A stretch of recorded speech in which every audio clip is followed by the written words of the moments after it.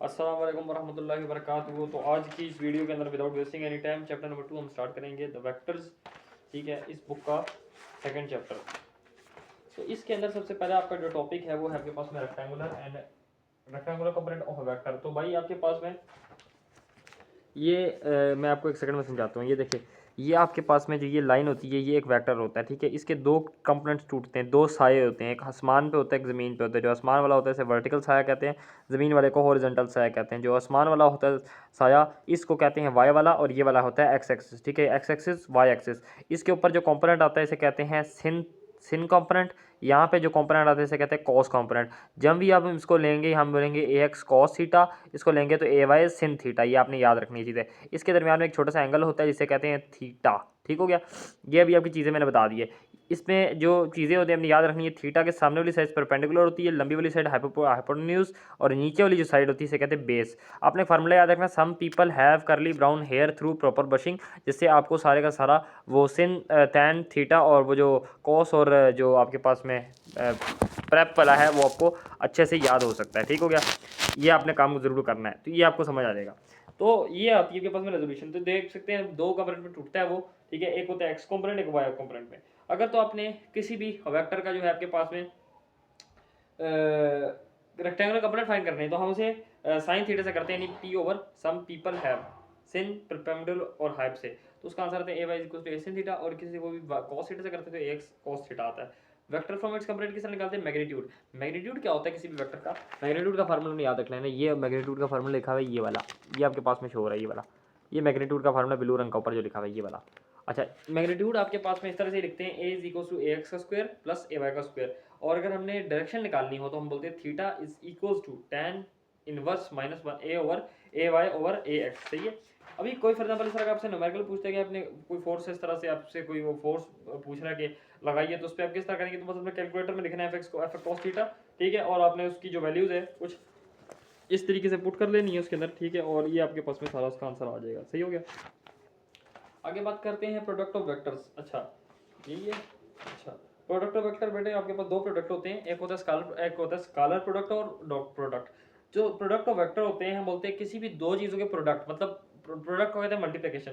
अब मल्टीप्लिकेशन को हम डॉट से भी शो करते हैं, मैथमेटिक्स के अंदर क्रॉस से भी शो करते हैं। जिस जिस मैथमेटिक जिसको हम डॉट से शो करते हैं उसे कहते हैं स्कालर प्रोडक्ट, और जिसे क्रॉस से शो करते हैं उसे कहते हैं वेक्टर प्रोडक्ट। सबसे पहले स्कालर प्रोडक्ट क्या है वो बताता हूँ आपको। जब आपके पास में दो वेक्टर क्वांटिटीज अपने आप को मल्टीप्लाई करती है तो आपको एक स्कालर क्वांटिटी देती है। ठीक है, वो जो प्रोडक्ट होता है उस प्रोडक्ट को कहते हैं स्कालर प्रोडक्ट। ठीक है, देखिए फॉर एग्जांपल ये दो आपके पास में क्वांटिटीज है ए और बी। ठीक है, ये आपस में कौन सी क्वांटिटीज है? ये आपके पास वेक्टर यार अल्लाह के बंदे, ये वेक्टर क्वांटिटीज है। सही है, चूंकि ये वेक्टर क्वांटिटीज है तो अब आपके पास में ये दोनों अपने आप को मल्टीप्लाई करके आपको क्या देगी? एक स्कालर क्वांटिटी देगी। आपने याद रखना है, तो इसको कहेंगे कौन सा प्रोडक्ट है? ये वेक्टर प्रोडक्ट आपके पास, और स्कालर प्रोडक्ट है। इसका formula A B is equal to A B cos theta होता है। ठीक है, और इसे हम कॉस थीटा इस तरह भी, मतलब छोड़ो इसको आगे। हाँ, एक चीज आपने याद रखनी, A B is equal to A B, या यूं कर सकते हैं A B A dot B equal to component of vector A along the component of vector B. ये इंपॉर्टेंट है आपके पास में, यानी आपका ए का जो कॉम्पोनेंट ऑफ वेक्टर ए जो है वो जब बी के ऊपर आ जाता है तो इसके ऊपर एक परपेंडिकुलर ड्रॉ करते हैं जो ए कॉस थीटा की डायरेक्शन बी की डायरेक्शन में होता है। सही हो गया। अच्छा, अब इसकी एग्जांपल क्या है? हम बोलते हैं इसकी एग्जांपल में वर्क, पावर, इलेक्ट्रिक फ्लक्स इसकी एग्जांपल्स है। सही हो गया। और प्रॉपर्टीज क्या है इसकी? सबसे पहले तो इसकी प्रॉपर्टी बात करते हैं कम्यूटेटिव प्रॉपर्टी, यानी A dot B is equal to B dot A, मतलब ये दोनों आपने याद रखना है। ठीक है, दूसरी बात है कि जो इसके जो परपेंडिकुलर कंपोनेंट्स होते हैं, ठीक है, वो हमेशा जीरो के इक्वल होते हैं। फिर जो यूनिट वेक्टर होते हैं वो भी किसके इक्वल होते हैं? जीरो के इक्वल होते हैं। और हम बोलते हैं जो नल वेक्टर होता है वो भी जीरो होता है, उसका भी स्केलर प्रोडक्ट जीरो होता है। और दो पैरेलल वेक्टर्स का जो स्केलर प्रोडक्ट होता है वो मैक्सिमम वैल्यू होती है उसकी। ठीक है, और इसी तरीके से जो यूनिट सेल्फ सॉरी अगर वेक्टर को अगर आप उससे मल्टीप्लाई कर ले, यानी for example A dot A कर ले, तो डॉट क्योंकि डॉट प्रोडक्ट होता है ना, ए डॉट ए कर ले तो ए स्क्वायर हो जाएगा। ठीक है, तो ए स्क्वायर जो आपके पास में cos थीटा की वैल्यू है वो भी किसके इक्वल होगी? मैक्सिमम की होगी, यानी ए स्क्वायर यानी 1 के इक्वल होगी। 1 जहां पे भी आ जाए इसका मतलब ये मैक्सिमम वैल्यू है। फिर हम बोलते हैं इसी तरीके से सिमिलरली आई डॉट आई कर ले, जे डॉट जे कर ले, के डॉट के कर ले, आपस में इटसेल्फ कर ले उनका, उनका जो आपके पास में आंसर आएगा वो भी 1 आएगा, यानी मैक्सिमम। और फिर एंटी पैरेलल वेक्टर जैसे फॉर एग्जांपल 180 डिग्री का vector a dot b equal to ab cos theta 180, उसका आंसर हमेशा आपके पास में आएगा नेगेटिव साइन, ठीक है, जो उसका साइन आएगा वो नेगेटिव होगा, ठीक है। और अगर आपने किसी भी रेक्टेंगुलर कंपोनेंट को शो करना है उसके उसके साथ में यूनिट वेक्टर के साथ में, तो वो इस फार्मूले से आप कर सकते हैं, ठीक है। आगे बात करते हैं वेक्टर प्रोडक्ट या क्रॉस प्रोडक्ट। वेक्टर प्रोडक्ट हम किसे कहते हैं, जब आपके पास में दो वेक्टर क्वांटिटीज एक वेक्टर क्वांटिटी देते हैं, उस प्रोडक्ट को क्या कहते हैं आपके पास में वेक्टर प्रोडक्ट कहते हैं, उसको साइन क्रॉस है, ठीक है। हम बोलते हैं A cross B is equal to A B sin theta, और साथ में हम एक एन लगाते हैं जो कि नॉर्मल शो करता है, एन हमेशा डायरेक्शन शो करता है, ठीक है। फॉर एग्जांपल ये आपके पास में देखें, ये ए डॉट बी है ना, ये जो ये है ना, ये पूरा ये आपके पास में एन शो कर रहा है, ये एन शो कर रहा है, यहाँ पे मैं आपको दिखाता हूँ, ये आपको नजर आ रहा होगा, ये एन शो कर एन डायरेक्शन शो करता है, मतलब किधर जा रहा है, कंपोनेंट ऊपर जा रहा है, तिरछा जा रहा है। और इसको जो है हम बोलते हैं आपके पास में राइट हैंड रूल से इसको पता कर सकते हैं। फॉर एग्जांपल आपके पास में ये वेक्टर है ना, ये वाला, इसको किस तरह पता कर सकते हैं, फॉर एग्जांपल ये ऊपर जा रहा है, देखिए अब हम इसकी डायरेक्शन यूं लगाते हैं, और साथ में हमें पता है कि ये फॉर एग्जांपल ए है और ये बी है, ठीक है। ये देखिए ये आपके पास में जो ये वाला कंपोनेंट ये ए है, ये वाला बी है, ठीक है। तो हम ए से फर्स्ट वेक्टर से टुवर्ड्स द सेकंड वेक्टर अपनी फिंगर रोटेट करेंगे, और जहाँ पे हमारा थंब जा रहा होगा ये मेरी डायरेक्शन को प्रेडिक्ट कर रहा होगा, और ये जो है इसके दरमियान में एंगल बता रहा होगा कि थीटा कितना आया।